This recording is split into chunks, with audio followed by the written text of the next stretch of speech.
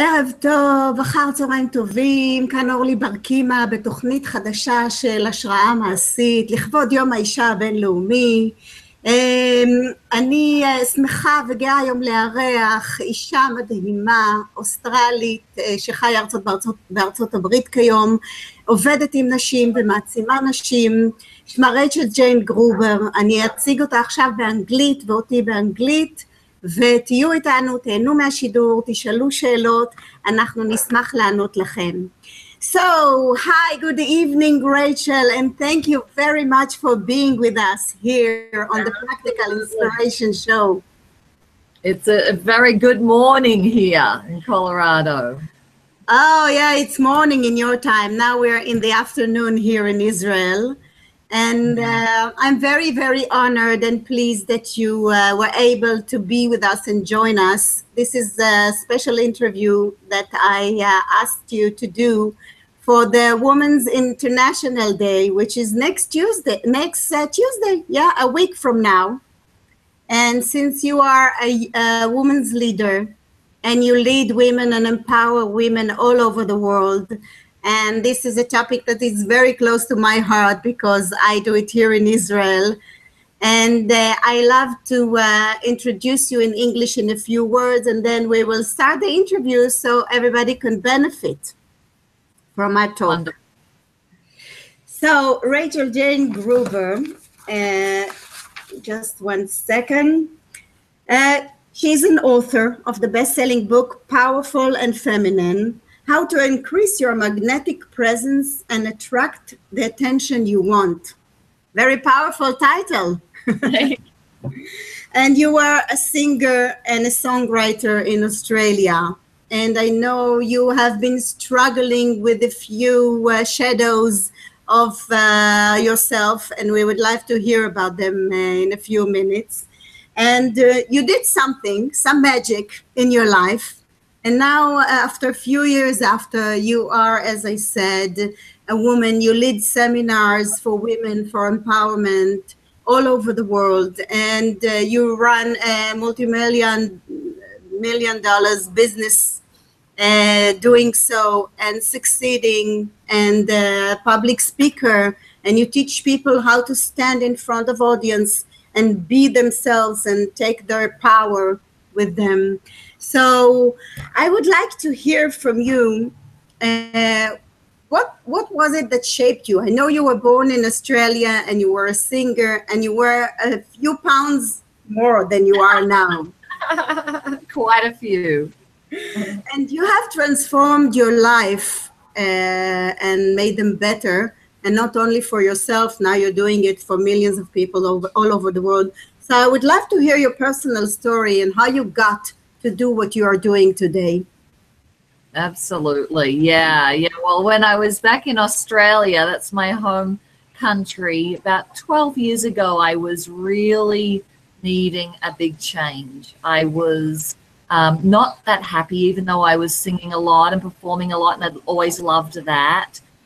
But it just was feeling like there's got to be something more than just entertaining people, for entertainment's sake. And I really wanted to, more inspire and change people's life. And that I realized that only happens through education and through changing patterns versus just having a one-hit night. Oh, that was lovely. Or, a one hour talk or something. And so I wanted to make that shift. And at the same time, I was also really trying to figure out why I was always single.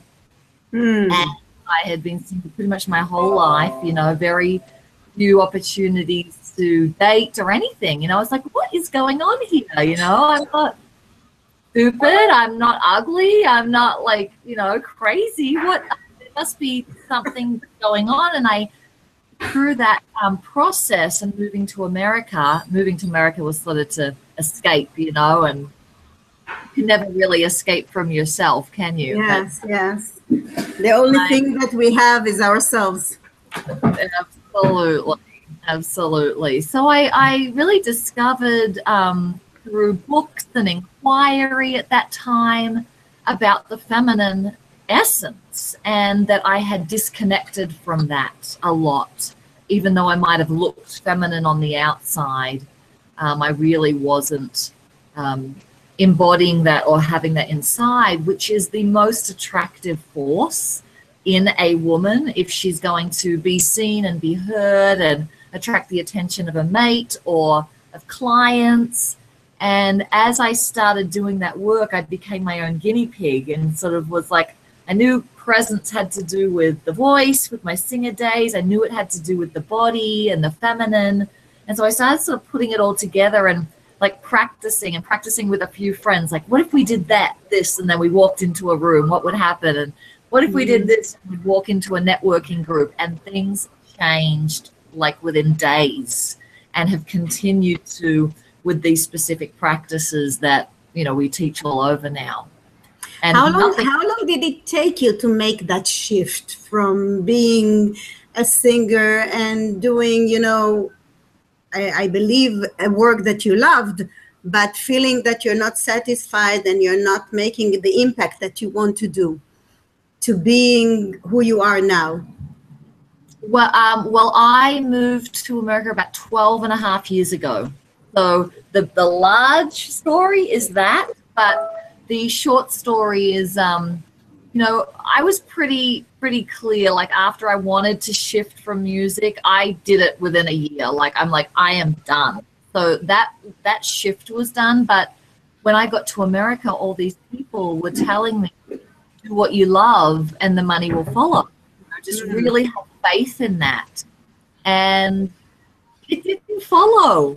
I took the leap of faith like a lot of people do, and I crashed and burned. I mean, it was a long time until I realized how you run a business, how you know, get yourself noticed. You know, that takes a while. And so I'd say the first 6 years of that 12 and a half was me floundering. I was doing no training, education. I had no mentor. I didn't know what I was doing.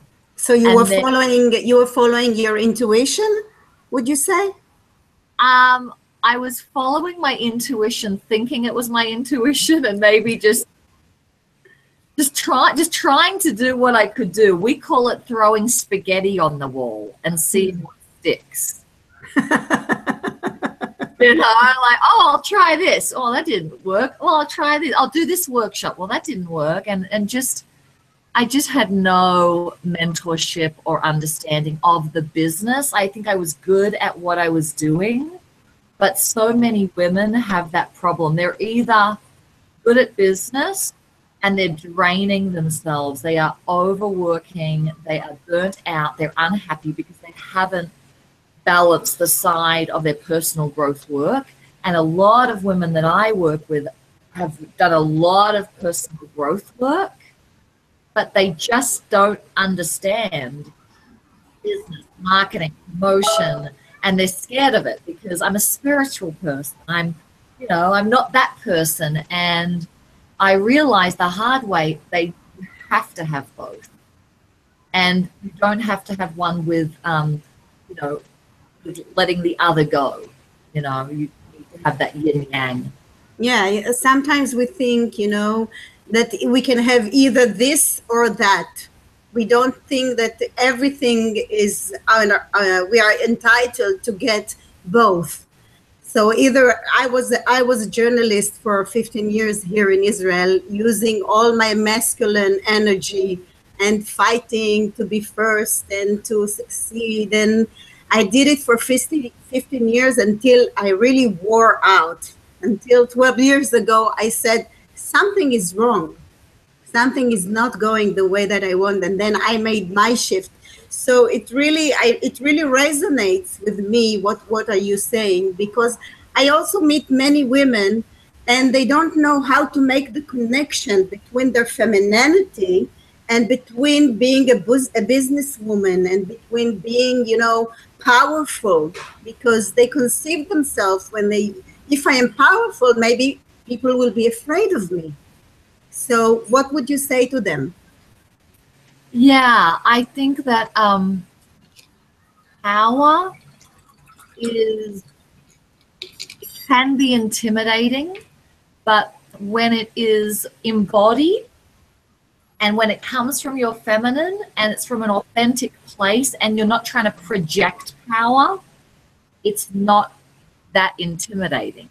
And so we have to understand what it is to project our power and to just be so comfortable in our own skin that we are powerful. And what I've noticed is anytime I or I'm working with a woman projects, people pull back, whether it's through intimidation or like, I don't really get her. You know, I don't really trust her. And this woman is a trustable, lovely, awesome person, but she's trying to, like, I am really strong. And as soon as we come home into our body and rest that power in our body, I have found my experience is the more powerful I get, the less intimidating I am. So you say that the secret of being powerful and feminine lies in embodying your power. Can you elaborate a little bit on that? Exactly, versus, you know, projecting it out. So when we project it out, it's like energetically, it's like our power starts here, you know, like a foot outside our body, and we're trying to send a signal that I am this amazing, successful, competent person. Yeah. And as soon as that happens, when it's not coming from your own vertical place, I think of it as the signal is going wonky. The signal is not clear. People aren't able to pick you up of how you actually are. But if the signal is coming from your vertical core, through your heart, through what we call the womb space, dantian, and it's coming from that place, and I'm not trying to project it, it's like the signal of who I am is clear, and I don't even have to do anything.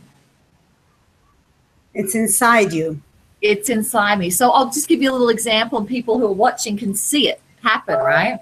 So I'll go into, you know, more projection. Hi, Orly, how are you? I'm so glad to be here today. This work has taken us all over the world. It's so amazing to be able to support women and empower them to really be their best and to inspire change. And it's just been such a blessing, right? You can feel the...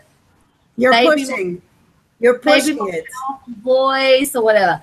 Now if I can come back in, and everybody can just take a breath and come back, feel your body. Let your breath sink down into your belly and to feel your heart.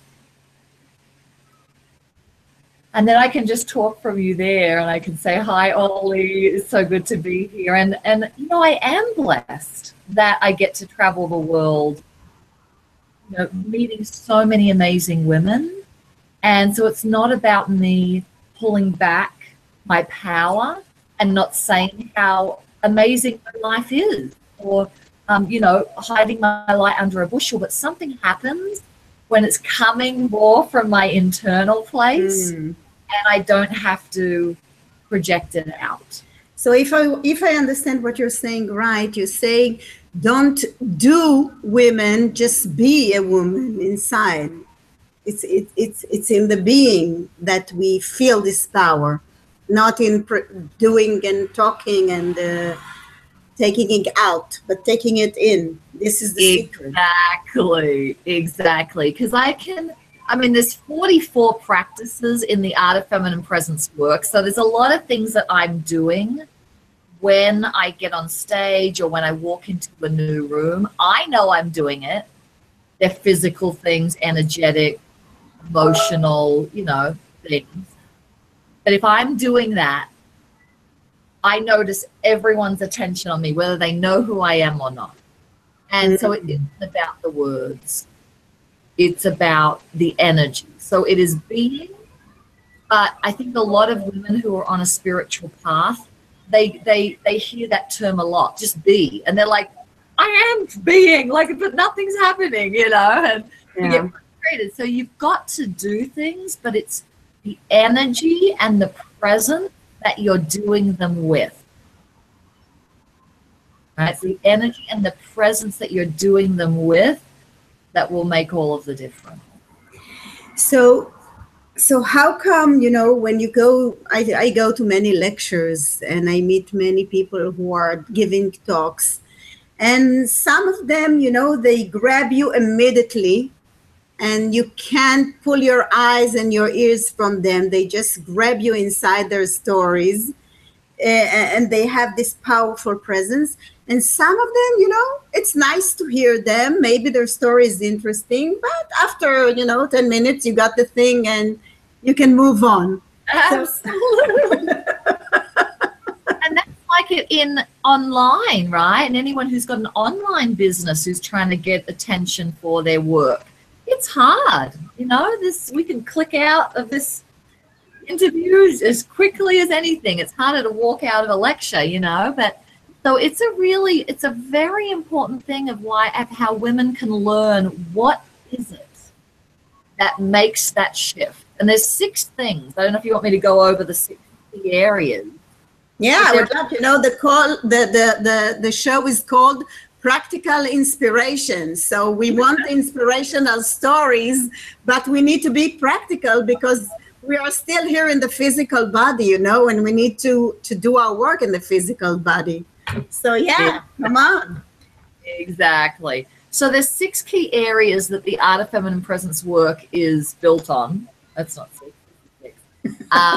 The body, so being in your body and how your body is moving. So someone at a lecture that you see, they might be very still, but they're very in their body, or they're taking up their space. And another person might be really animated. It doesn't matter. But it's a difference between being in your body and animated and being out of your body in what I call the head bubble and just sort of talking. Mm-hmm. Second key area is your energy and understanding how your energy moves inside and in your aura, or in your energetic aura. And we are always in a place of repelling someone or attracting. We're never in the middle. Like that saying, you're either growing or dying. It's like you're either or you're oh yeah. And we want to be in a place of attracting what we want and who we want and repelling who we don't. And so there's some key things that you can do in your energy that if I'm attracting someone I don't want, they will just move away so quickly and I don't have to do anything to guard, right? And I know how to be in a room, and I might even be in the audience, and I want the attention of that person. And I am just sitting in the audience doing these energetic practices, and they always come back to me, right? Like, who is that? Who is that? Who is that? So it's in the breathing and in the holding of the body. This is yeah, and so with the energetic, it is being in your whole vertical core. So I'm tuning in with, am I in my body, but am I in my heart? Can I feel the energy of my heart? Can I feel the energy of my room space? Can I feel the energy of my will? So I'm working the energetic system all the way up, chakra system. But I'm also in this field outside of me. What creates magnetic presence is I'm expanded, but I'm contained. I'm expanded, but I'm contained. And women either they shrink when attention's on them, get small, apologize, so their energy comes in, and they need to learn how to keep it expanded even when they're nervous or scared. Or other women just like let all their energy go out. It's like uncontained. Oh, do you need me? Oh. And it's just like it leaves them. Yeah, there are holes in their energy, and everything pulls them, and they're not focused. Exactly. So if we work with the energetic system, I can have someone go from no one's paying attention to them, they are the one everyone is paying attention. And I can do it with a woman in And everyone can learn it, learn how to do it. It's not something that you are born with. No, I definitely wasn't born with it. I was a very shy girl. I am an introvert, so it takes me a little warm up to, you know, get out there. I've always been a little bit of a closet performer, but I was so shy. I mean, it just was really difficult to get out. And, you know, now I've had some years of practice, but that's not my experience early on. And so anybody can do it. And the key thing is, like, I can, at our workshops, I get a lot of volunteers up in front of the room, and I do like the before shot, you know, like this is what she looks like and feels like when people are looking at her. And then I do some adjustments, and everyone's like in between wow or like weeping because it's so beautiful. And she hasn't said a word. And the difference between that woman and me when I get on stage is I can do it almost every single minute of that whole hour presentation where she's holding it. But if I question her or I trigger her or you know, she just forgets and goes into her pattern, she won't be able to hold it. So it's so it takes a lot of practice. It takes a lot of practice. Yeah, like anything. And the good thing is I practice just like going in the car, and I'm practicing now, you know, I'm practicing when I'm cooking. It's not like you got to, you know, set time aside to practice. It's a few key words, a few key areas. We talked about body, energy, voice, not your words, but the sound of your voice. How you deal with your fear is the third key, and how that shuts down your presence or not. Shadow work, the parts of you that you do not want to own. And the sixth key area is warm up, which is knowing that if you're going to have a client meeting that's important, or be on a Google Hangout, or do a speech, or talk to your husband too about something really important, you want to be present before that happens. And there's that taking that 5, 10, 15 minutes to really come back into these principles and be there when that starts. Yeah, I call them rituals, you know, before I go on stage or before I do a Google Hangout or anything else. Like, I have a few rituals for 10, 15 minutes to be inside me, to own my power, and it is learnable. It's even easy when you know what to do and you know what to tell yourself, and you have like keys in your body that you can symbol yourself and, you know, click them when you need something. Like I have a ritual when I do like this with and this sends a message to my subconscious that said, you are in your power now. And people don't know. I can sit in a meeting, I do like this in my chain, and I get inside and I get my powers if I feel like my energy is low in a few minutes. Exactly. Yeah, and it's interesting you say it's coming back in. You know, it's coming back in, and it's so important. So tell me, now that you travel all over the world, you know, I see lots of women that are really struggling in succeeding in business and dealing with money issues. It's an issue for women. I think it's something in the heritage or in the genes or something that we got. It's not who we are, but we got it somehow. Maybe when we were in our childhood, you know, that money is like this or power is like this. And we need to shift it, because what I feel now in the world, and I don't know if you feel it, I would love to hear it from you, that there is a shift of energy in the world, that women energy is more needed to do this shift in the world. Do you feel that also? I do, absolutely. And, you know, in some ways we're succeeding already at that, and other ways we're not. You know, we are, I see a lot of women, I know it's different in America to Australia, let alone Israel. America, I think there is more little more courage, you know, sometimes like, yeah, I'm here and I have a voice and, you know, all of that. And so yeah, you might have a woman as the president. Exactly. Yeah. Exactly. And it's like that there's the courage to, okay, here's my voice, but you can see in the energetics and the physicality of that woman when I look at her or work with her, and I go, there's still that not ownership of the strength and the power and the authority. And so you get a lot of women who have got a really important message, but they get on and it's like, hi everyone, I'm so glad you're here, and you know, we're here to shine our light. And it's like there's no grounding of the importance of,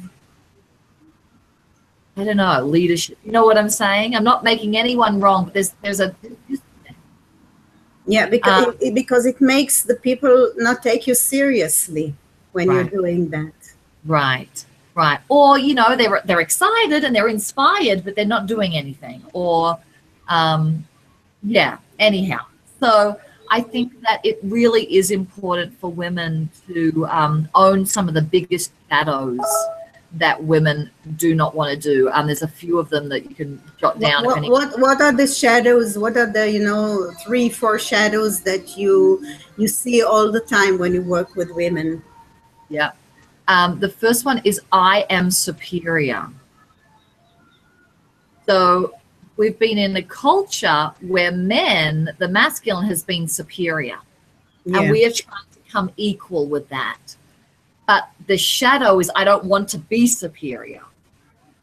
Right? That's not okay. And so for those of you that don't understand shadow work is the things that you don't want to be. The secrets that we hide, even if we're not aware of them. Exactly. They're very hidden in the subconscious. So most women are like, I don't want to be seen as superior. I don't want to be seen as like, I think I'm better. Mm-hmm. But that energy of I am superior is extremely important in leadership.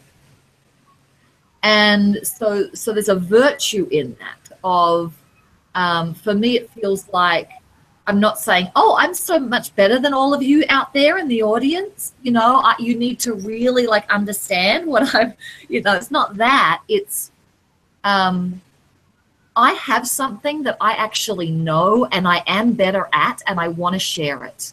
Mm-hmm. So this is the difference. It's a difference between speaking from an ego point of view of I'm better than speaking from a place of wanting to serve in something that you are good at. Exactly. And the integration of it's okay that I am superior in some ways and I am inferior, and I am going to say sometimes, this is why I'm here and you're there. But because it's integrated, I've made peace and love with I am inferior and I am superior. It comes clean, right? It just comes clean. So sometimes I may not be thinking I want to be in service. It just is coming that way because it's clear, right? Versus I'm trying to show you how I'm better, or my ego needs a bit of a boost or what have you. So I'd say superior is one, greedy is another. I don't want to seem greedy, like I want your money. Yeah. Exactly. Now, if you come across greedy, you're not going to get anyone's money. I mean, it's not, you know, it's not being greedy. It's understanding what the virtue is of greedy. And for me, if I am greedy, like if I take and keep, like it's me, I understand the virtue of that is my cup is always full. I understand the virtue of that help me, give it to me. I will have a team that can always support me so I can do what I'm best at. Or money-wise, I know that I can enjoy my home and my lifestyle, but there is the only way I can make a worldwide impact if I have money. Whether that's Mother Teresa fundraising the money or it's Oprah making the money, right? It's money is the way to impact. So if we're like always scared of being greedy, or we haven't done that shadow work, it's going to affect a lot. And the way to know if it's a shadow, for those of you listening, that was my next question. How would you know if it's the shadow? Yeah, so imagine if you heard 3 or 4 people saying behind your back this week, she thinks she's so good, she thinks she's so much better than everyone else. Or she is so greedy, it's all about the money. And you heard that people were saying that. How much would that hurt you? Would that cut you to pieces? For me, years ago, both of those would have cut me to pieces for weeks. And now they don't. People say it all, you know, they don't actually say think I'm superior, but some people will say I'm greedy. They don't understand where I'm coming from. And, oh, she's all about the money. It's all about this. And it's like, it's not. It's about building a business that can support women to step into leadership. But years ago, it would have really hurt me. Okay, so what are the 2 more big shadows that you recognize in women? Superior, greedy. I would also say on the good side, I am inspiring. You know, they're like, oh, I'm not that inspiring. No. You know, they don't step into that. And I would also say I am sexy.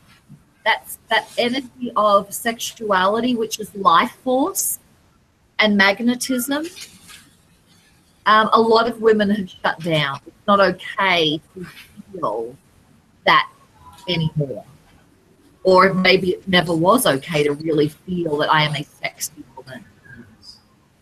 And again, hopefully, Ollie, it's not coming across like I'm telling everyone to be all of this all the time, be a superior, greedy, sexy. No, but what are you saying? That there are good sides to these qualities that we can use to our benefit. As we accept them in us. Yeah. I would go even one step further, that if you do not embody these things, you will never manifest what you want. Wow. Yeah. So instead of hiding it, we need to go forward straight into it. That's what you mean? Exactly. And I'll give you an example. And everyone, if you could write this down as a little practice, I want you to write down something that you really want to create, that you've been wanting to create for a long time and it has not happened. Just jot that down. What is that thing? The relationship or money in business, or I don't know. Yeah. Write that down. And then on the other side, I want you to write down the thing that you would hate to be called. You would hate to be said that you were, like something you just, no, I'm not that. Maybe that's greedy or needy, clingy, stupid. I don't know what it is, but you write that down. So on one piece of paper, one side of the paper, you've got what you're wanting to manifest and you haven't for a while. And the other side is a one-word description of a quality that you don't want to show people, you don't want to be. Okay, let's say I want money and I wrote greedy on the other side. Well, that would be an easy one. Can you see the connection, right? Like, yes. I want money, but if I've got a pool that, wanting a lot of money is greedy, that's never going to happen.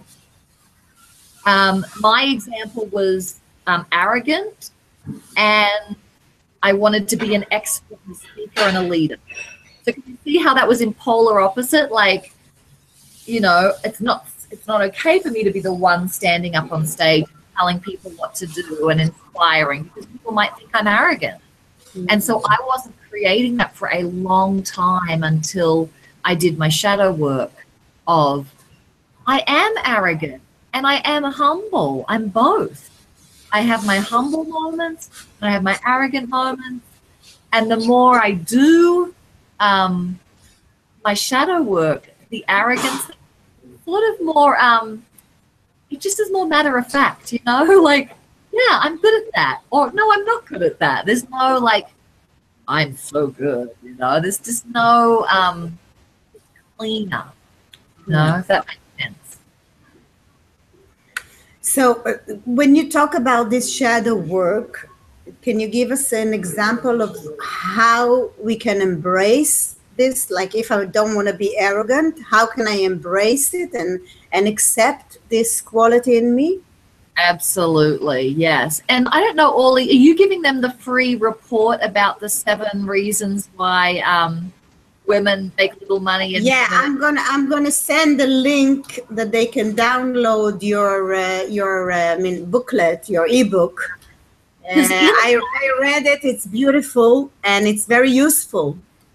So people can. I'm glad, because in that there goes over some other shadows that I think are really important for women to read that we won't be able to go into now, and just a little bit more understanding of how to work with this. But for the first thing that comes to mind is asking yourself, what is the virtue or the gem in this quality that serves you and serve other people?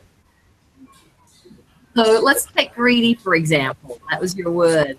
What is the virtue? Why is being greedy a really good thing?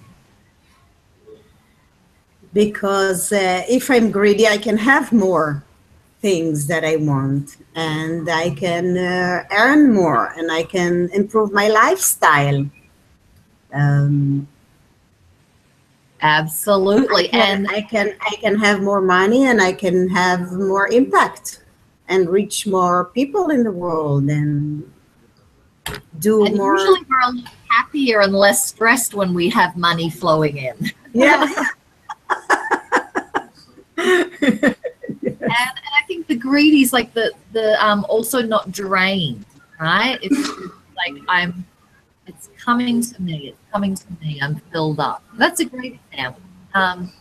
What is the virtue of being needy and needing other people and being dependent on other people? Well, I would say that for me to be needy, which is a hard one, I don't like to be needy. I think it's to learn how to ask when you need something, and how to be vulnerable, and how to be able to get no for an answer and not, die from it, or not fall from it. Absolutely. Love that. And I would add, it creates stronger relationships when you're needy. Yeah, when it's interdependency, when you're interdependent, and when you understand that you're needy and the other person is needy, you can build a really strong relationship, not because you need each other, but you can give more to each other. Exactly. I mean, when I think of my friends, how attracted am I if they don't need me for anything? If I can't be there for them for something, there's a natural attraction to when we can offer something, and we're not that attracted to someone who's always like, I don't need anything. It's like, where is the vulnerability? And that's very important in relationships with men. For those of you that are in a relationship with a man or want to, men, the masculine is attracted to that which is needed. It's always putting its attention on that which is needed, whether that's I need to fix something, or I need to put garbage out, or what do you need, or like. So a lot of strong independent women are caught in this catch-22 situation about, well, why are all these good guys going out with these bimbos who are a little needy? And I'm like powerful, together woman. And it's because we have disconnected from, I need, there is a place in my life where I really need that. And it's a very vulnerable word. You know, you could interpret it in a wrong way when you hear it. That's why maybe it can scare women, because it say, wow, you're taking us back to before the women's revolution, before we could stand on our own and earn our own money and be independent. You want us to be needy of the man. We don't want that anymore. We don't need it anymore. Exactly. It's such, thank you for saying that, because shadow work is such a delicate and it's a pretty subtle thing, right? We're talking about a subtle thing where you are both polarity. We are the yin and the yang. We are the fast and the slow, the patient and patient, the independent and the dependent. And each time a woman goes, no, I'm not that, I'm only that, she is not going to manifest what she wants. Period. She will manifest what she thinks she wants for a short period of time and then get burnt out, maybe. Or, you know, attract a guy and then he treats her badly or something. But you have to, and this is also for present, we're talking about that magnetic present, is you have to embody all of it. And we are attracted to women who, for some reason, we just feel that they would allow any part of their personality to come out if the moment calls for it. That doesn't mean Oprah or Hillary or anyone that you might love is showing us all parts all the time.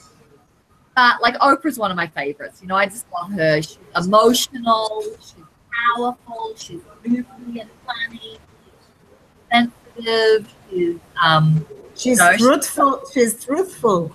She's telling the truth. Yeah. Sassy but serious. I mean, she's got so many polarities, and it's why women all over the world love her. They see all parts in her, her soft and needy and vulnerable, and her strong and powerful.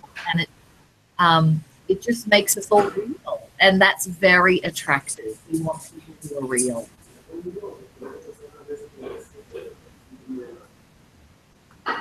I don't hear you for a second. I didn't hear the Oh, okay. Yeah. You heard, can you hear me now? Can you hear me now? I hear you, but I think the line works. So, okay, we'll try to move on. We have like 10 more minutes, and I want to go and ask you to give us some tips. You know, we're talking about the feminine and of feminine. How can we, you know, after the show, how can I practice being more feminine and more, you know, more vulnerable or more woman, but still hold my powers with me? How can we do both in the same time? Great question. Love that. Love that. So there is a place in your body that holds your power and your vulnerability at the same time. And if you can stay connected to that part of your body, a lot of it will just happen. And so that is your womb space. That's what we call it in Art of Feminine Presence. And the womb space is about 3 inches below the navel and back towards the spine. And I imagine right now, like either a lotus flower or a globe of light or a candle or something suspending deep in my pelvis. So just take a moment, everyone listening, to take a deep breath and bring your attention down into your womb. And what we're doing is we're going inside the body to feel if we notice sensation. If we notice, yes, sensation. Now, some of you will be like, I don't feel anything. And others of you will feel a drop and, oh, that feels nice. And it's okay, whatever you're feeling. Okay. And I feel a little tension there. You do? Yeah. So some people feel, all sorts of things when we're reconnecting to that place. It's a little bit like, the heart area. I mean, most women are a lot easier to connect here to the heart. Yeah. They feel their heart and they share it. It's like, oh, I feel sensation there. But as you know, when we go into our heart, that can be powerful. And it can also feel vulnerable from feeling so much. Yeah. It's the same thing with womb space, but we have as women disconnected from that place a lot more. And that is where the centered ground being of our power is. And so if you don't have a strong foundation that you are always home there, your heart is sitting on top of it, will open and close when it doesn't.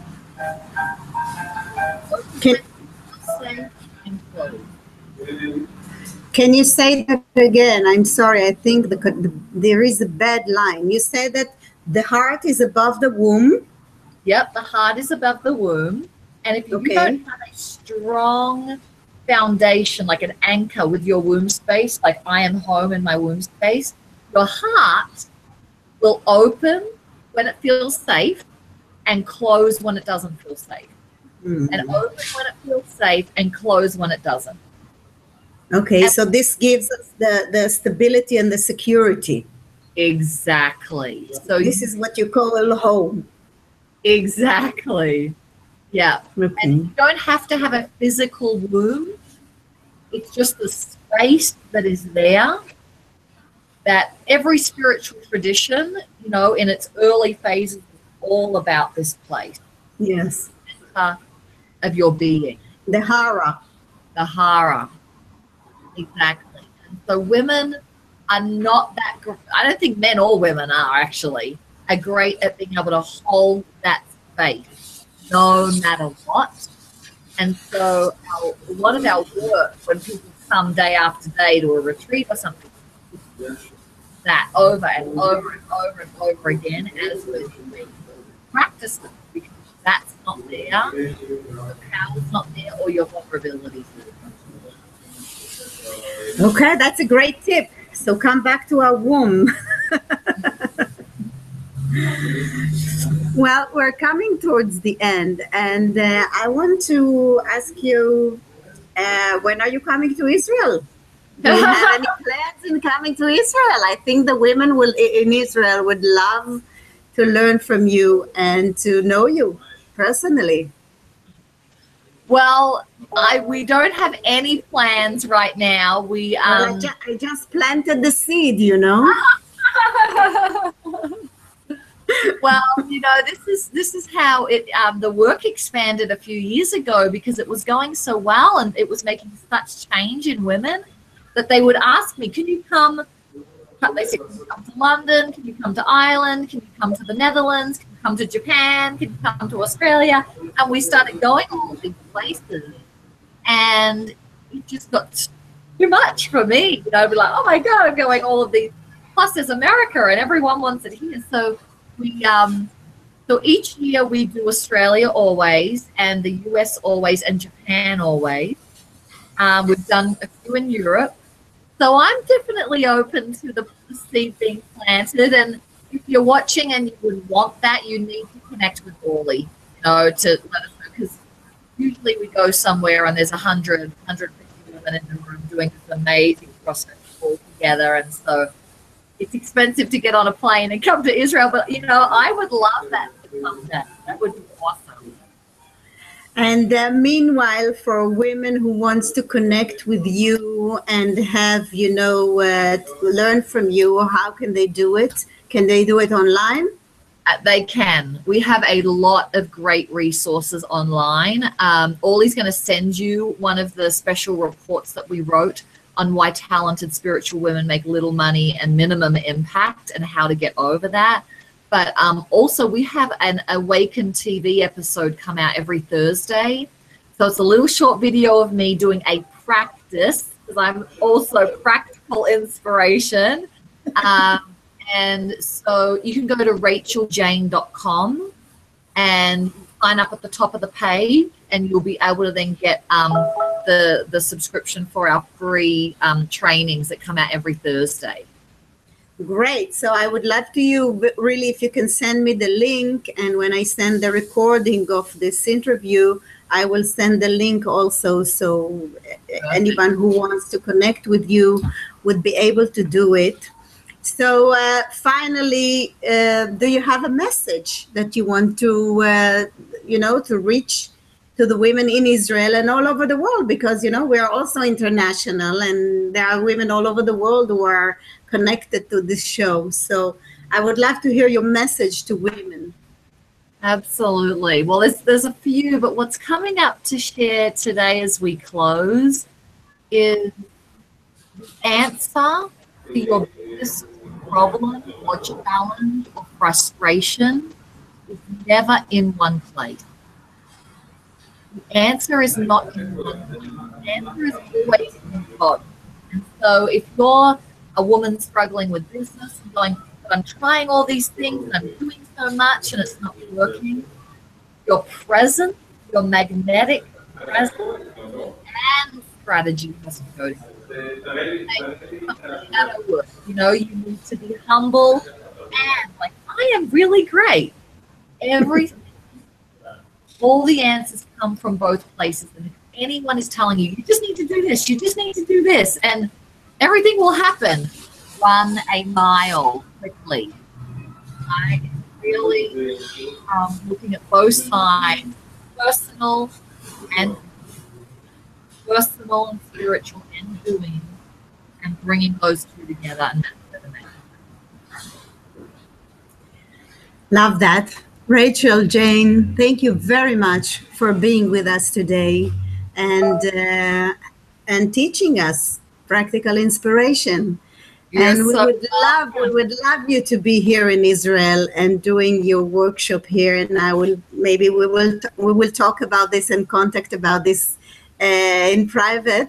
But I think we did a great service to women here and all over the world. And I thank you for doing your work and sharing it with us here in Israel.